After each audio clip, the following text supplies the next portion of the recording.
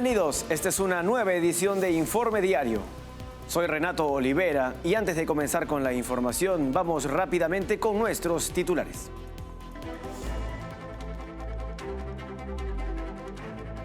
La líder opositora venezolana María Corina Machado denunció una nueva arremetida de la dictadura de Nicolás Maduro contra sus adversarios, al señalar que se ha desatado una brutal ola de represión en los últimos días. El presidente de Estados Unidos, Donald Trump, confirmó que dejará que Jerome Powell, actual presidente de la Reserva Federal, culmine su mandato, que expira en mayo del 2026. El gobierno de Estados Unidos impuso sanciones a una red vinculada a los hutíes en Yemen, acusadas de importar petróleo y realizar lavado de dinero. El gobierno turco firmó un acuerdo con el Reino Unido para operar cazas Eurofighter Typhoon, mientras Alemania autorizó la entrega de 40 unidades a Ankara. Buen día, comenzamos con el desarrollo de la información. María Corina Machado denunció una nueva ola represiva de la dictadura de Nicolás Maduro, con más de 20 opositores desaparecidos o detenidos en 72 horas. Acusó al chavismo de usar una puerta giratoria para encarcelar disidentes mientras negocia con Washington.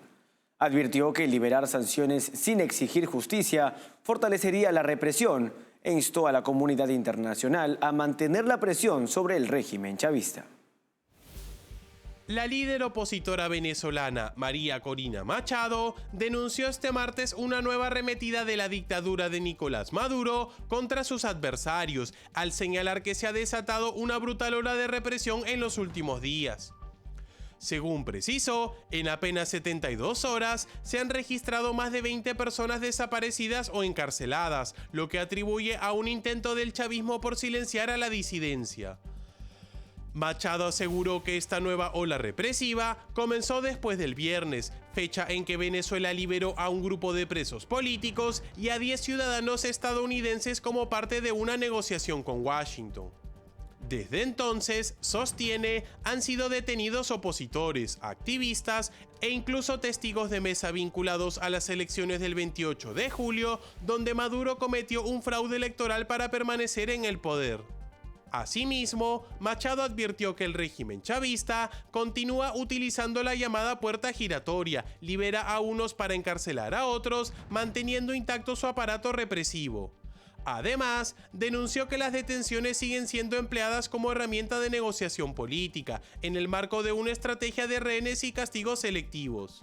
Por ello, reiteró su llamado a la comunidad internacional a no bajar la presión sobre la dictadura de Maduro y advirtió que mientras más de 900 personas continúen presas o desaparecidas por motivos políticos, cualquier alivio de sanciones solo fortalecerá la represión y la impunidad del régimen chavista. La última encuesta Plaza Pública Cadem, publicada esta semana, revela que la candidata integrante del Partido Comunista, Janet Jara, cayó al 27% de las preferencias presidenciales, siendo igualada por el representante de la derecha y del Partido Republicano, José Antonio Kast, quien mantiene ese mismo porcentaje de respaldo. Ambos lideran las preferencias con un empate técnico para la primera vuelta del mes de noviembre. Evelyn Matei, de Chile Vamos, continúa tercera con un 14% de apoyo, seguida de Franco Parisi con 9%. Johannes Kaiser con 8 puntos porcentuales, Harold Mine Nichols con 2%, Marco Enríquez Ominami y Eduardo Artés con 1%. José Antonio Kast reaccionó a los resultados a través de sus redes sociales, asegurando que las encuestas no deben generar ansiedad, subrayando que lo único que realmente importa es la elección y que su objetivo es derrotar a los herederos de este fracasado gobierno. En cuanto a la evaluación presidencial, la encuesta demuestra una caída significativa en la aprobación de la gestión de Gabriel Boric, que alcanza solo el 31%, una baja de 7 puntos en comparación con el sondeo anterior. La desaprobación, por su parte, aumentó al 62%, marcando un claro descontento con la administración actual. En paralelo, el país enfrenta un aumento de la delincuencia, con hechos como la liberación errónea de un sicario venezolano, lo que intensifica la preocupación por la seguridad pública. Durante el debate presidencial en Chile, Janet Jara, candidata del oficialismo y militante comunista, intentó cuestionar a José Antonio Kast del Partido Republicano sobre sus propuestas económicas para fomentar el desarrollo. Sin embargo, Kast aprovechó la oportunidad para evidenciar la postura estatista de Jara, quien carecía de propuestas claras. Su respuesta, enfocada en medidas concretas para impulsar el crecimiento económico, recibió una respuesta jubilosa del público, dejando a Jara en apuros. Réplica para José Antonio. ¿Cuáles son tus medidas para promover el desarrollo económico? Porque la verdad de lo que yo escuché, solo escuché medidas en relación al Estado. No hay ninguna medida para el sector productivo, porque que yo sepa, el desarrollo económico y su motor principal está puesto en el sector privado. Entonces, como escuché reducir permisos, cambiar resoluciones, puras cosas administrativas, si no las tienes no te preocupes, pero me gustaría a lo mejor saber cuáles son tus medidas para el desarrollo económico del país. Gracias. La principal medida, Janet, es dejarlos trabajar. ¿Y cómo lo haría? Porque digo, así frases más concretas. Sí, es impedir tareas así. Que el ministerio que tú dirigías le haga más difícil la pega a las personas. A ver, quizás el ministerio que tú dirigías debería haberle planteado alternativas para mejorar la calidad del trabajo. Quizás desde el ministerio que tú dirigías se podría haber llevado adelante la sala cuna universal con cargo a fondos públicos, quitándoselo a los operadores políticos y entregándoselo a las mamás que quieren que les cuide alguien que les cuide a sus hijos. Quizás habiendo exigido, porque también podrían haber llegado a un acuerdo, conversando, si esto es conversado, de que a cualquier trabajador que vaya a una planta remota le hagan el mismo análisis de drogas que le hacen a un minero que sube a la mina. ¿Por qué no lo hacen? ¿Por qué no lo piden? Quizás diciéndole a otros servicios públicos que agilicen los plazos. Quizás diciéndole a los seremis, donde a lo mejor había algún seremi dependiente de tu cartera, que vetara esas concesiones que solicitan de la ley Lafkenche, que vas a referirte después en tu cierre, parece, que son abusivas. El Estado es el que traba esta inversión. Ellos han llevado, y tú misma la reconociste, 40, 50 años de desarrollo contra viento y marea. Un aplauso para ellos y una pifia para el Estado ineficiente. Eso.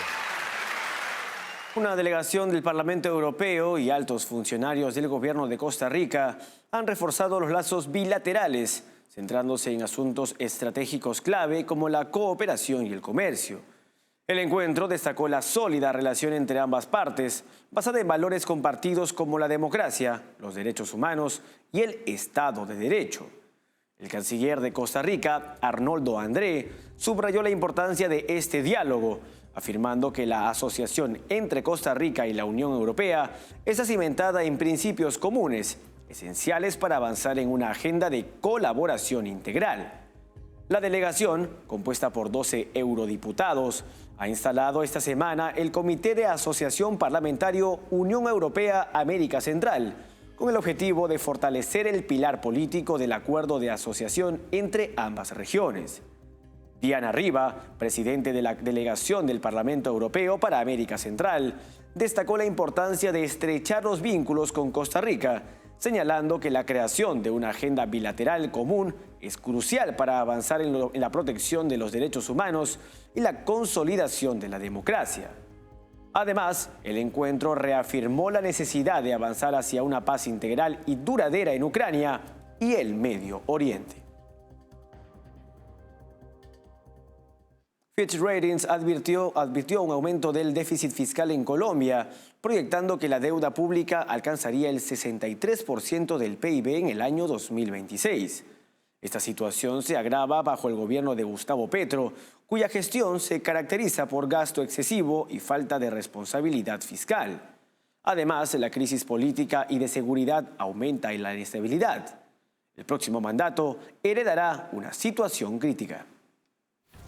La agencia Fitch Ratings alertó sobre el aumento del déficit fiscal de Colombia, proyectando un incremento significativo en el nivel de deuda pública que podría alcanzar el 63% del Producto Interno Bruto para el 2026, un salto de 9 puntos porcentuales respecto al 54% estimado para el 2025. Este aumento afectaría gravemente las finanzas públicas del país, alejándose de la mediana de los estados con calificación BB, lo que pone en riesgo la estabilidad económica de Colombia. Este retroceso ocurre bajo el gobierno de izquierda radical de Gustavo Petro, cuya gestión se caracteriza por un modelo de gasto sin responsabilidad fiscal. En el más reciente marco fiscal de mediano plazo, no se incluyeron propuestas concretas para reducir el déficit de manera efectiva, lo que evidencia una falta de compromiso con la sostenibilidad económica del país. A esto se suma una profunda crisis política e institucional, originada por el propio gobierno. Desde el inicio de su mandato, Petro ha promovido el enfrentamiento con el Congreso, desacreditando al Poder Legislativo y alimentando una narrativa de polarización. Su política de seguridad ha sido un absoluto fracaso. La criminalidad se ha disparado, los grupos armados han ampliado su control territorial y la respuesta de su gobierno ha sido prácticamente nula. Lejos de corregir el rumbo, el presidente ha intensificado el caos con una actitud confrontacional y sin ofrecer soluciones reales. En este contexto de deterioro político, social y económico, el incremento del déficit fiscal es una consecuencia directa de las decisiones del actual gobierno y representa un desafío crítico para la administración que asuma el poder en el 2026. Momento de una pausa en Informe Diario. No se muevan, que regresamos con más información. Café Sombra de Pino. Un café diferente que crece a la sombra de pinos en Villarrica. Ya lo saben, Café Sombra de Pino. Un café premium al alcance de todos.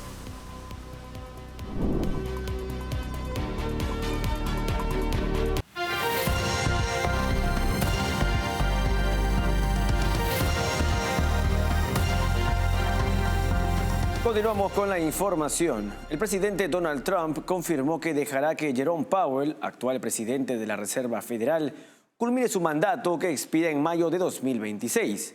Se va pronto de todos modos, declaró el mandatario ante la prensa, sugiriendo que, pese a su descontento, preferirá esperar a su reemplazo.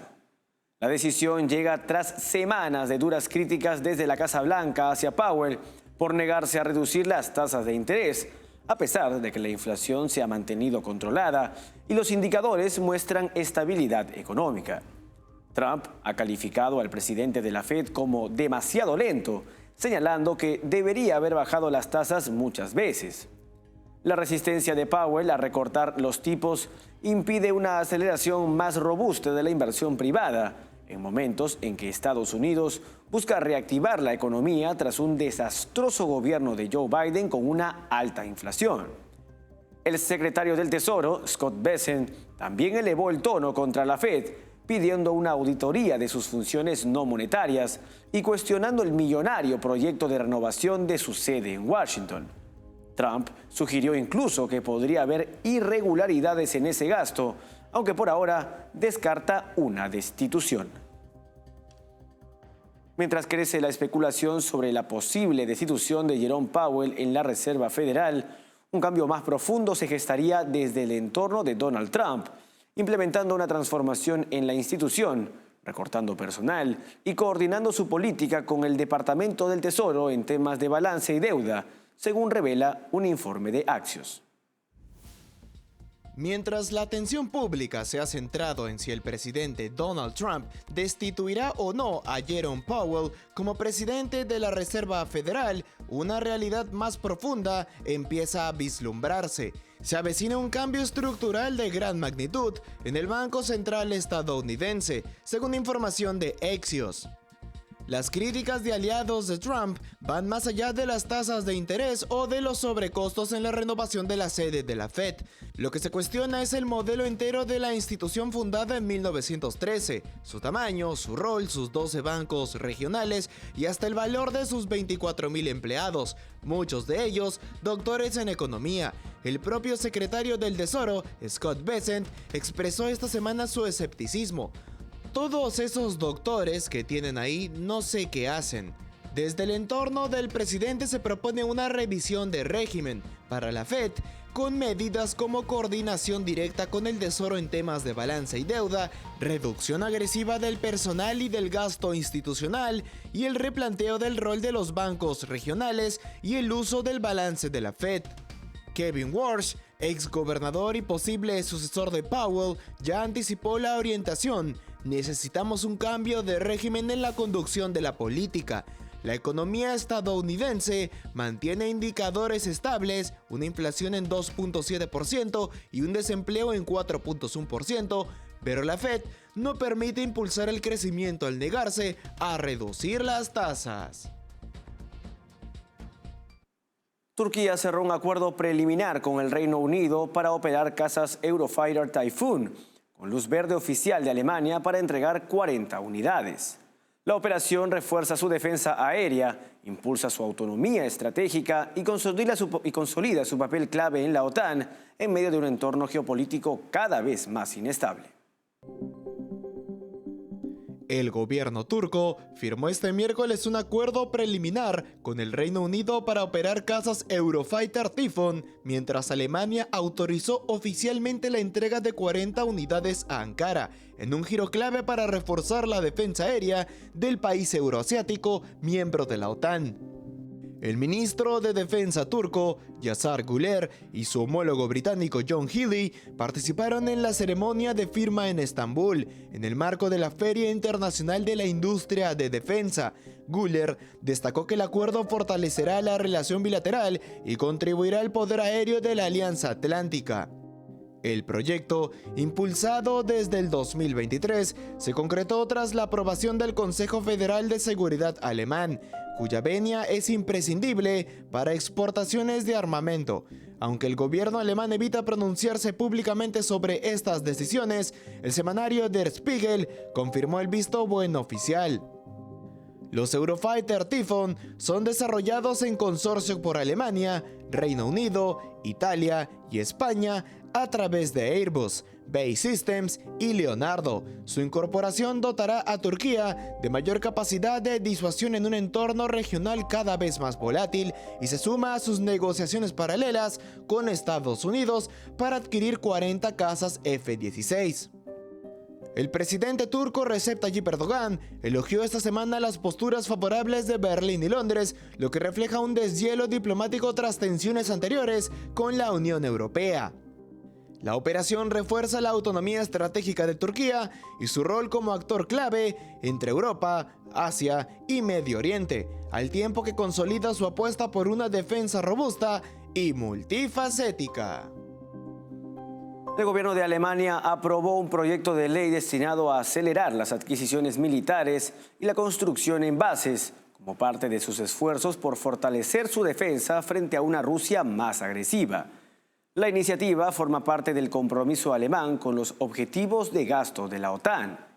El proyecto amplía la definición de necesidades militares para incluir bienes esenciales como suministros médicos y materiales de construcción y reduce los trámites para contrataciones. El tiempo es el factor decisivo, señala el texto, que prevé eliminar o flexibilizar los requisitos de licitación en casos urgentes. El ministro de Defensa, Boris Pistorius, afirmó que la ley permitirá superar las barreras burocráticas que retrasaban el fortalecimiento del ejército. Podremos centrarnos realmente en lo que importa para mejorar nuestras capacidades, subrayó tras la reunión del gabinete. Los nuevos umbrales para licitaciones formales subirán a 50.000 euros para adquisiciones generales, a 1 millón para proyectos de construcción y a 443.000 euros para otros servicios. Además, se contemplan excepciones medioambientales para agilizar obras estratégicas como cuarteles o aeropuertos militares. La legislación tendrá una vigencia inicial de 10 años y acompaña el aumento progresivo del presupuesto de defensa alemán, que alcanzó el 2% del PIB en el 2024 por primera vez en décadas. El objetivo es llegar al 3.5% para el 2029, tras la flexibilización del límite de deuda aprobado a inicios de año. Momento de una nueva pausa en Informe Diario. No se muevan, tenemos todavía mucho más para ustedes. Café Sombra de Pino. Un café diferente que crece a la sombra de pinos en Villarrica. Ya lo saben, Café Sombra de Pino. Un café premium al alcance de todos.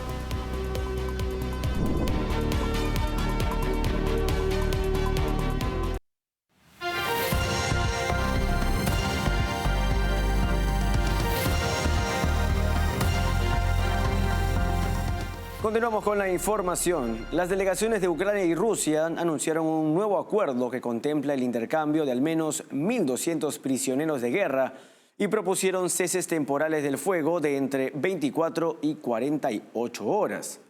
Sin embargo, el jefe de la delegación ucraniana, Rustem Umerov, no confirmó oficialmente el acuerdo sobre los prisioneros y reiteró que Ucrania solo participará en negociaciones de paz si se establece un alto el fuego inmediato y real. Según Umerov, cualquier tregua debe garantizar la suspensión total de los ataques contra la población civil y la infraestructura crítica. Pese al gesto de diálogo, ambas partes admitieron no tener grandes expectativas sobre los resultados del encuentro. Para Ucrania, la prioridad continúa siendo asegurar nuevos intercambios de prisioneros y el regreso de los niños ucranianos llevados a Rusia durante la invasión. A pesar de este aparente avance diplomático y el respaldo de países occidentales, Rusia mantiene su ofensiva con drones sobre territorio ucraniano. Estas acciones demuestran que el presidente Vladimir Putin no está dispuesto a cesar la agresión y prolonga intencionalmente el conflicto, desafiando los intentos internacionales por lograr la paz. Vamos a continuar con la información porque Estados Unidos impuso nuevas sanciones a una red financiera vinculada a los hutíes en Yemen, acusada de importar petróleo iraní y lavar dinero para financiar a este grupo terrorista respaldado por Irán. El Departamento del Tesoro identificó a 2 individuos y 5 entidades que han generado millones en ingresos ilícitos.